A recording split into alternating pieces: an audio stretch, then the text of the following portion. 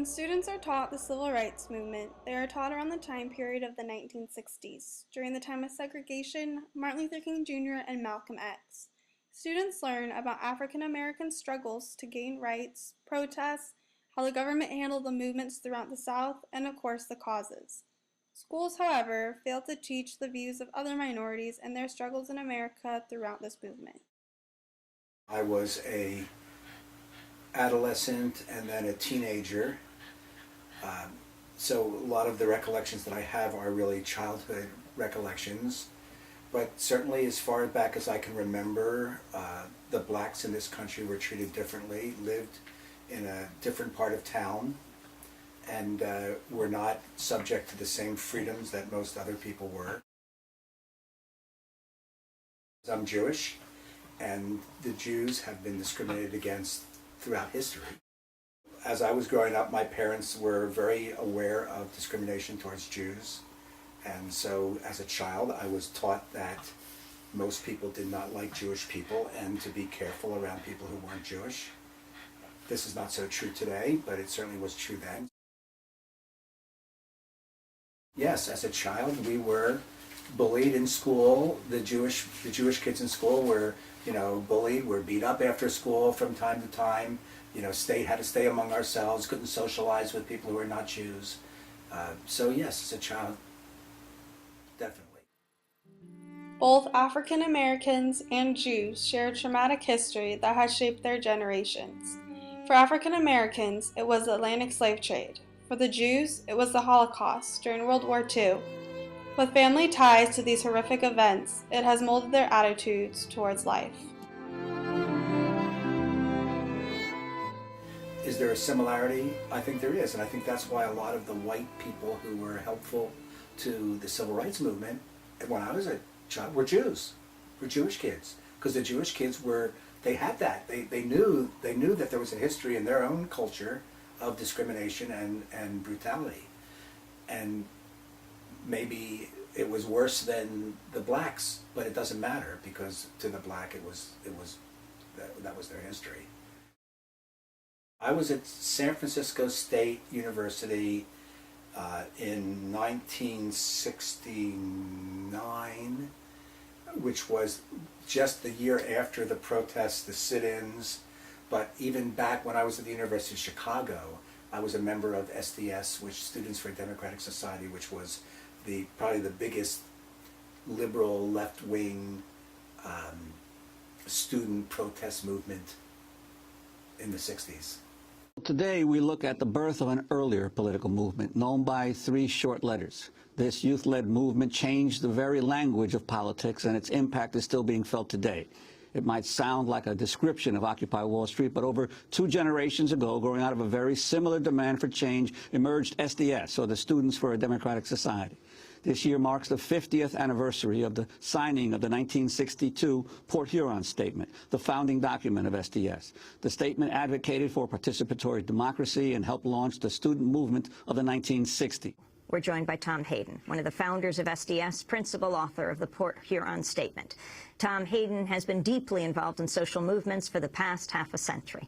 He was a freedom rider in the Deep South, helped create a national poor people's campaign for jobs and empowerment in the early 60s, helped lead the anti-Vietnam War movement. He now runs the Peace and Justice Resource Center, and he's written a cover story for The Nation magazine called Participatory Democracy, From Port Huron to Occupy Wall Street. And this was a national movement, mostly at college campuses. I was involved when I was at the University of Chicago. We looked at various things in the world. For example, at that time, we were very interested in protesting against apartheid in South Africa. So there was a protest movement against that. There was a protest movement against the war in Vietnam. It was a very active and widespread organization in those days. Unlike the protests and movements that both blacks and whites participated in, the SDS movement that my dad was a part of was a white-only movement.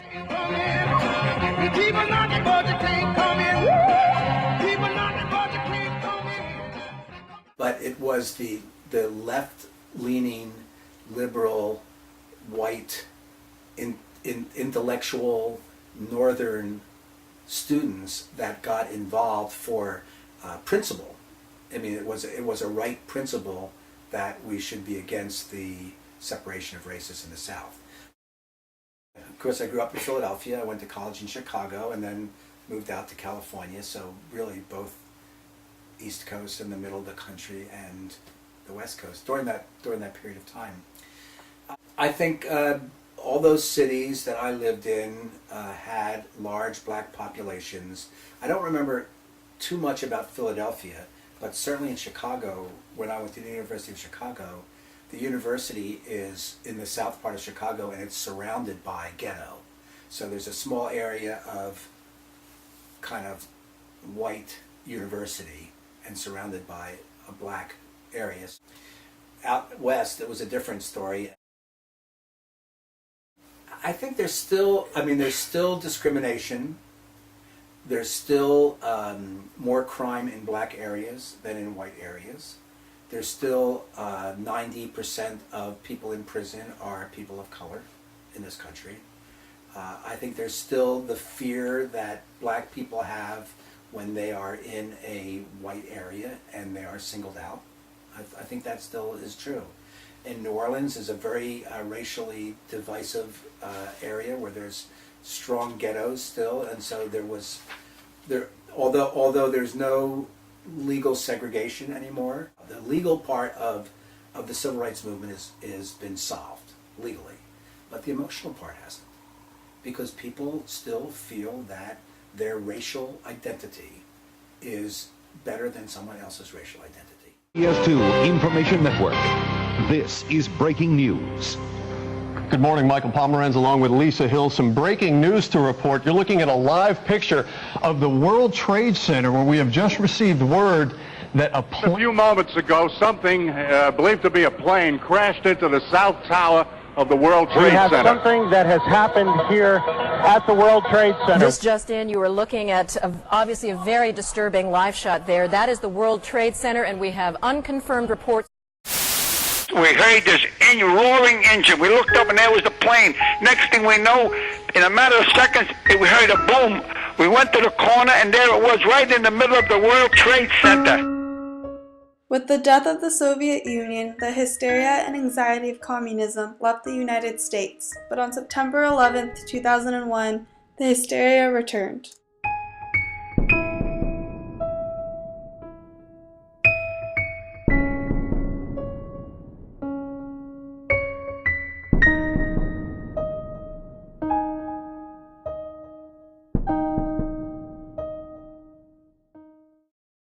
How would you say the movement affected your childhood and growing up as to someone who didn't grow up during that time? It's hard to say, but I would say that the civil rights movement, the anti-war movement, the protest movement of the 60s, you have to remember I was 13 in 1960.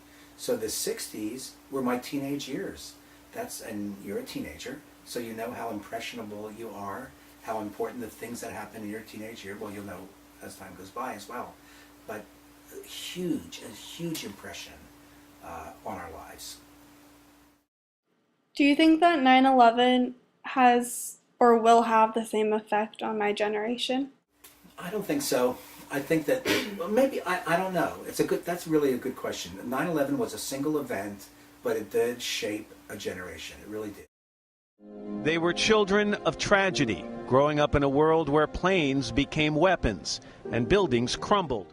Change how we think about the Muslim world, change how we think about Muslim people. Today, you go to a mall and people dressed in a hijab, for example, you think twice. So I think it may very well. Time will tell. I think the Soviet Union, which was a huge power in the 50s and 60s, is not anymore. The Soviet Union is essentially demoted to a normal country now. It's not a superpower that's threatening to, quote, take over the world. The idea was that they were going to conquer us. They were going to, we would all wake up one day and there would be the red star and the hammer and sickle, and people were afraid of that. People routed out communists. People had a fear of communism, a phobia of communism. Today, no. What's been substituted is that the Muslims are going to come to this country and bomb. There's going to be a bomb that goes off, or a shooting at school, or some other maniacs with guns running around shooting up people. I think that on that level it may be that invokes the same amount of terror that it did the idea of a nuclear war did in the 50s and 60s. I don't know. Have we changed? I think so. I think there's been a change. I think people are in some ways more tolerant, at least on the surface. I think that cultures are more understanding and tolerant of racial differences. And maybe that's due to just time. Maybe the civil rights movement provoked that. Maybe they're both related. Just time and the civil rights movement have made that change. I don't think it's a huge change, but it's a change in the right direction.